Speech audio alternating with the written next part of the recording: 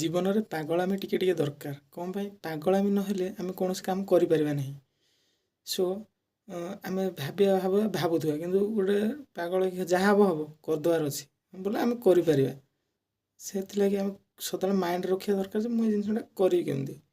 ନଷ୍ଟ ହେବ, ନଷ୍ଟ ହେଲେ ଯଦି ଆମେ କୌଣସି ଜିନିଷ କରିବା, ଦୁଇଟା ଜିନିଷ ପ୍ରତି ଆମେ ସଦାବେଳେ ସତର୍କ ରହିବା ଦରକାର। କ'ଣ ପାଇଁ?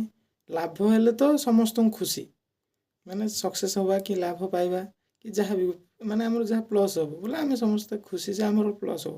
କିନ୍ତୁ ଆମର ଯେତେବେଳେ ମାଇନସ୍ ହେବ ମାନେ ଆମେ ନଷ୍ଟ ହେବ, କି ବିଜନେସ୍ କରୁଛେ ନଷ୍ଟ ହେବ, କି ଆମେ କୌଣସି ଜିନିଷ କରୁଛେ ଫେଲ୍ ହେଇଯିବା, କି କୌଣସି ଜିନିଷ କରୁଛେ ସେଥିରେ ଆମେ ଯଦି ବିଫଳ ହେବା, ସେଥିପାଇଁ ଆମେ ସମ୍ପୂର୍ଣ୍ଣ ଭାବେ ପ୍ରସ୍ତୁତ ହେବା ଦରକାର। ତେବେ ଯାଇକି ଆମେ କୌଣସି ଜିନିଷକୁ କରିପାରିବା।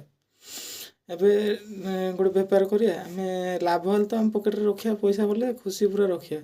ଯଦି ନଷ୍ଟି ହେଲେ ବି ଆମକୁ ଯେମିତି କିଛି ଫରକ ପଡ଼ିବନି, ତେବେ ଯାଇକି ଆମେ କୌଣସି ଜିନିଷରେ ପାଦ ଦେବା ଦରକାର।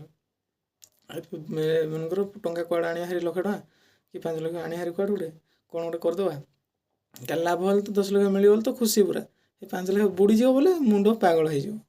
ତେଣୁକରି ଯାହା ବି ଆପଣ କରିବାକୁ ଚାହୁଁଛନ୍ତି କିମ୍ବା ମୁଁ ବି ଯାହା କରିବାକୁ ଚାହୁଁଛି, ସମ୍ପୂର୍ଣ୍ଣ ଭାବେ ଦୁଇ ପକ୍ଷ ପ୍ରତି ସଜାଗ ହେବା ଦରକାର। ଏକରେ ଉଚ୍ଚରୁ ଉଚ୍ଚ କ'ଣ ହେଇପାରିବ, ଏକରେ ନିଚରୁ ନିଚ କ'ଣ ହେଇପାରିବ, ମାନେ ସର୍ବୋତ୍ତମ କ'ଣ ହେଇପାରିବ, ସର୍ବନିମ୍ନ କ'ଣ ହେଇପାରିବ। ଦୁଇଟାକୁ ଯଦି ଆମେ ନିଜ ଭିତରୁ ବାହାରିବ କଥା ବାହାରିବ ଯେ ନାଇଁ କରିବି ବୋଲେ ତେବେ କରିବାର ଅଛି। ତାପରେ ପାଗଳ ଭଳିଆ କରିବାର ଅଛି, ଆଉ ଭାବିଲେ ହବନି ହେଲା।